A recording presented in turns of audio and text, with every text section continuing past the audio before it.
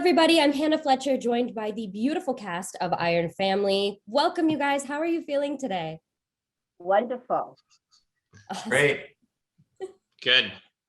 It's so nice to be speaking with you guys. My first question is going to go to the star, Miss Jasmine.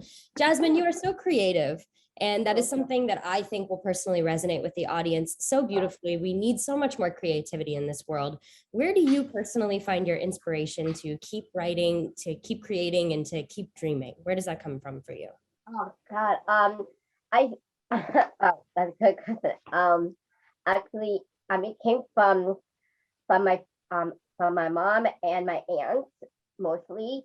My aunt is a painter, and I got my artistic flair from my aunt Amy, and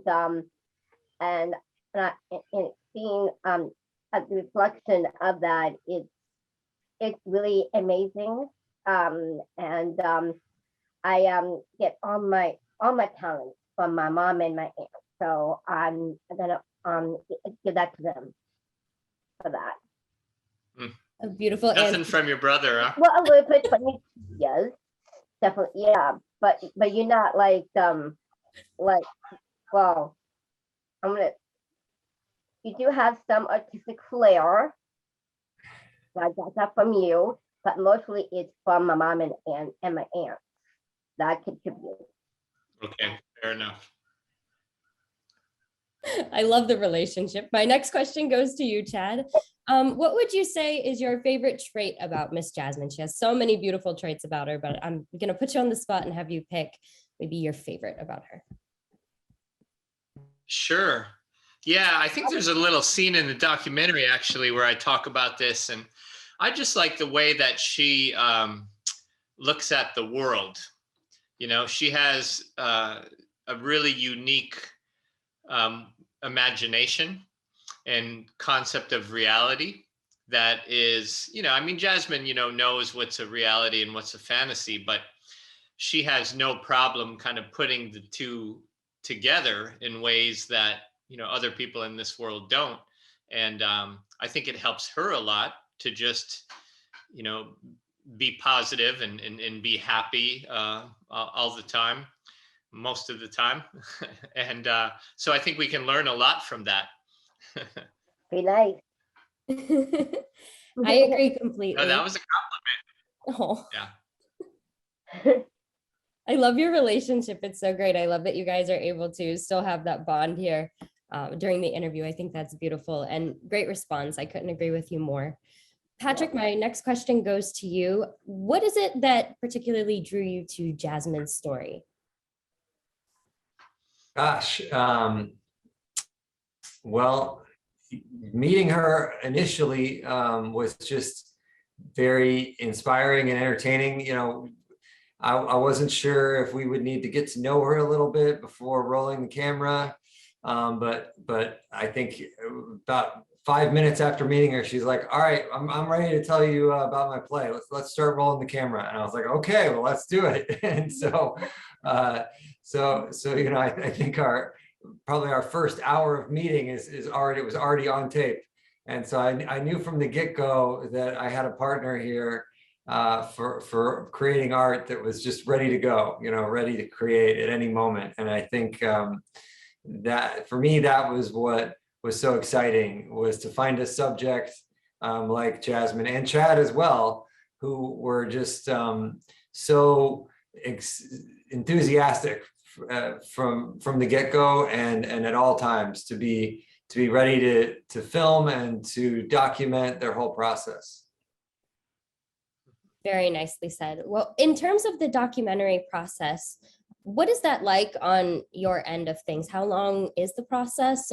Do you go into this having a preordained idea as to how you kind of want to capture their lives? Do you kind of just roll the camera?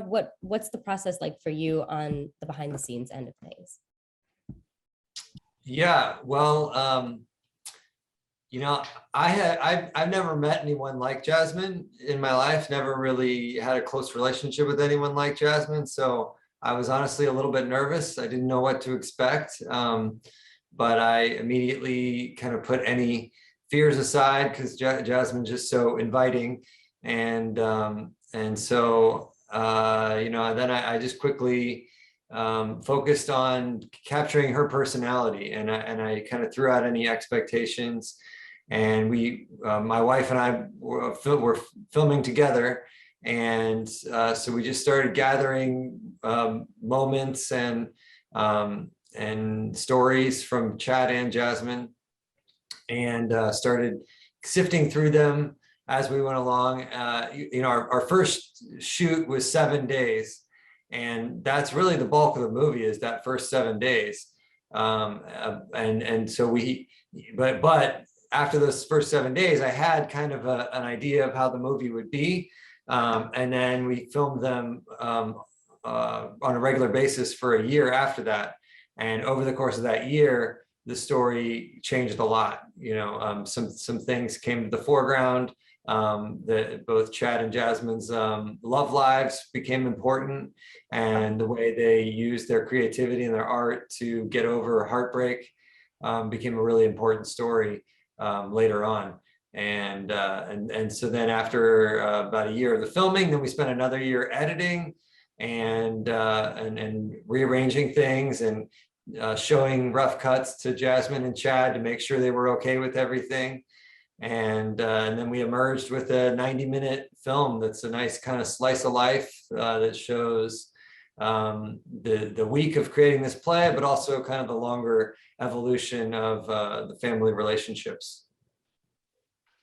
Beautifully said and beautifully done. And I'd have to say one of my favorite parts of your response there is how involved you were with Chad and Jasmine aside from the filming. And I love that you were able to actually take what you had and run it by them and clarify with them that made them feel like they were represented in the best light possible. I'm a big advocate for that. So kudos to you for doing that, and beautiful job, by the way. It looks amazing. Thank you. Mm-hmm. And then Chad and Jasmine. So we were just talking about the process on the behind the scenes version of things, but I'm curious to know about your process specifically when you are writing your plays. I think that they're brilliant, by the way, Jasmine. And I really much enjoyed the portion of the documentary where I was able to see a little bit further into the play. So what's the process like for you guys on your end when it comes to writing together and writing in general? Oh, Jasmine, I'll let you start because I usually kind of put my touch on the end of it. yeah, you do. Yeah. Yeah. Okay. Well, honestly, I have to say, during this writing process, I see what my vision is, and I put it down. I can see, like, so when I close my eyes, I can vision all these characters, like all different, like, let's say, like, if their hair is like black, I could see it, or blonde, any other way of characters, and with and the way they speak and everything, and I can be in charge of that, and also the dialogue as well. I can control the conversation and into conversation, and put retrospective on their talking back and forth to each other, and then in that process, of course, I need a little. Well, I know I know a lot of big words, and some I can't pronounce. I go to, like, my dad, but mostly I go to Chad for that. But other words, like, I was in a documentary, so I couldn't pronounce that word in the movie, and Patrick said it's transgression. Oh, that's right. Chad said digressions, and then I said, Yeah. You accepted your digressions, and then I said, are you sure you don't mean transgressions? Yeah. Yes. Yeah. And that was in the movie, and I was like, oh my God, that's pretty funny. So yeah. So that's what I like to do, to put funny and like comedic side to it, of the whole script. So that's what I do. fun. One part of your process, Jasmine, that I loved watching and filming was how you use your dolls as characters and you act out your play with your dolls before you do the writing. Yes, that's true. Yes, yeah. I use inspiration on my dolls. Like there was like I would say this one funny. It's in the film, in the beginning of the film.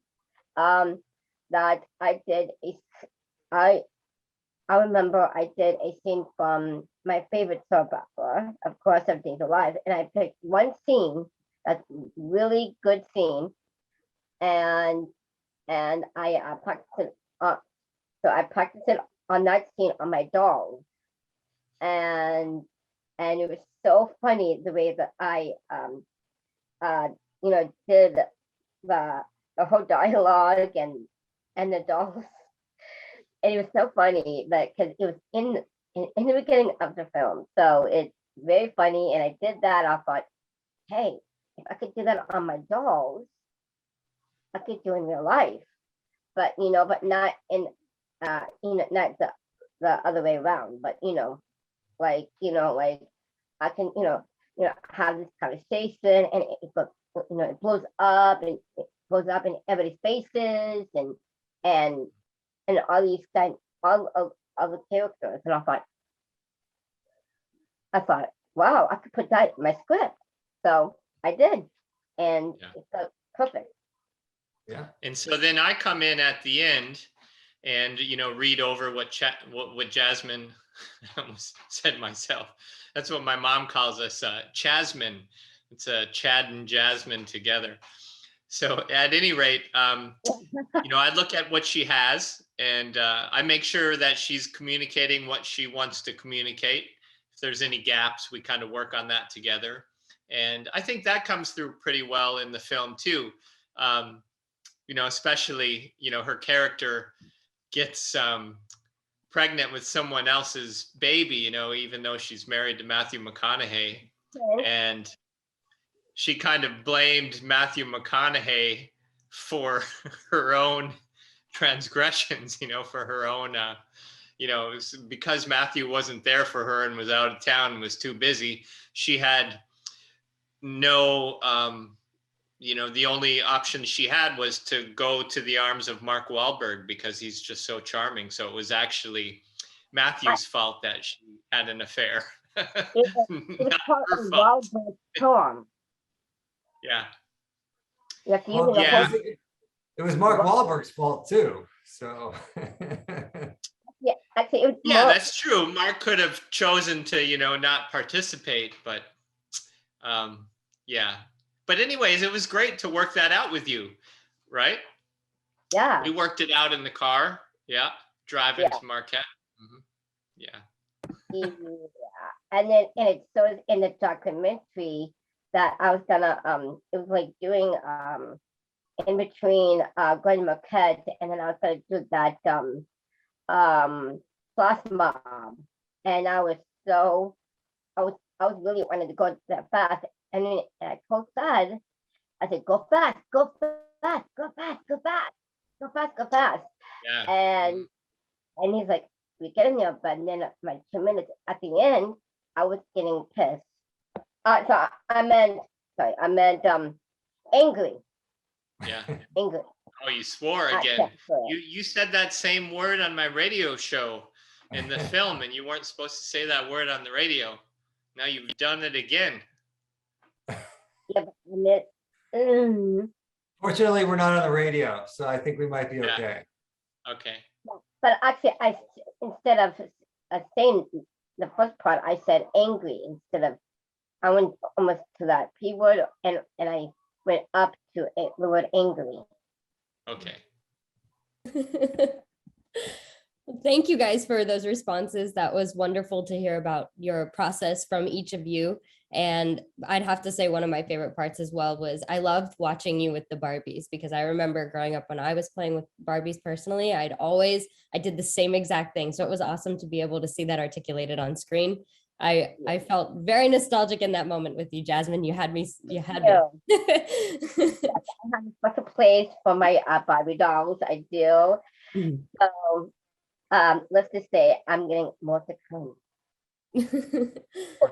Beautiful strategy, though. And then my final question to all of you guys, and this may be a mutual answer, this may be more independent of one another, so speak to however you want. But what do you particularly want for the audience to walk away talking about after they see this documentary? What do you guys think that they're going to walk away ruminating over? Pat? Well, I hope that each audience member will walk away with maybe something a little bit different, because there are multiple messages in this movie, depending on whether you're trying to be creative, or whether you're seeking a father figure in your life, or whether you're trying to get over heartbreak, or whether you're trying to get your family to come together after they've been fighting for years on end, like a lot of families are these days.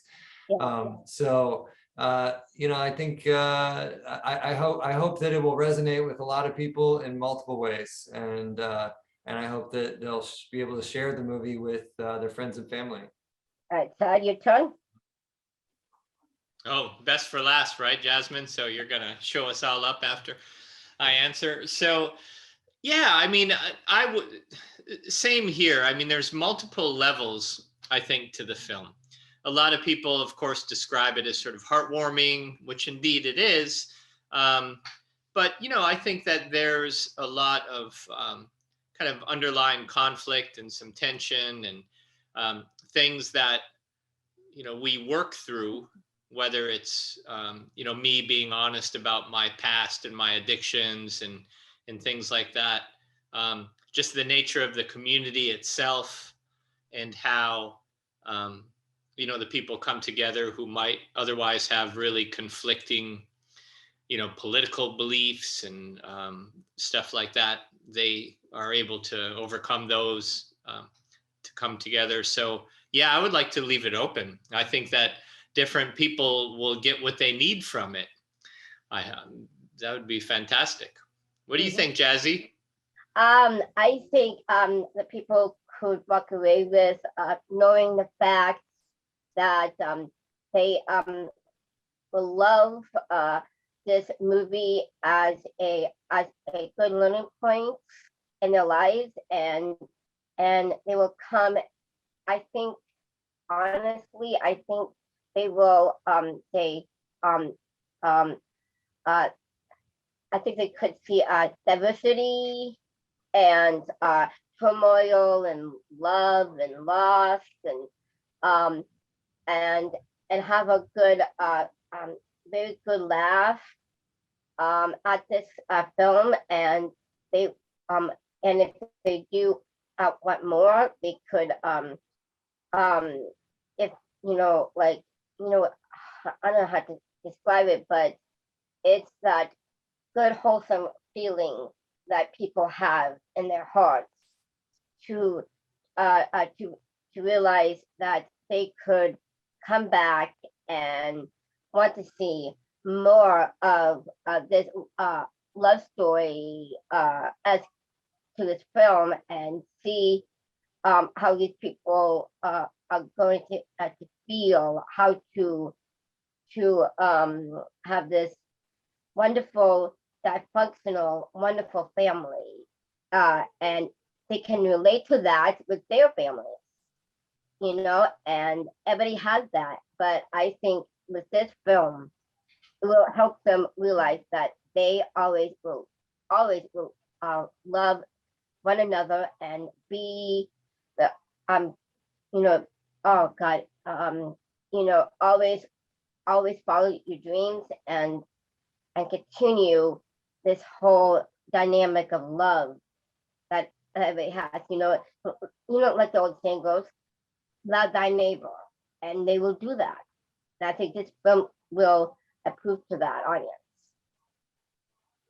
Beautifully said. all of you guys. I couldn't agree more. And I personally think that everybody will be walking away interpreting exactly what they need to extrapolate from the multitude of storylines given. So I want to take this opportunity to say thank you guys so much for coming on and speaking with us today on behalf of myself and everyone at MUSE. It's been such an honor and such a pleasure.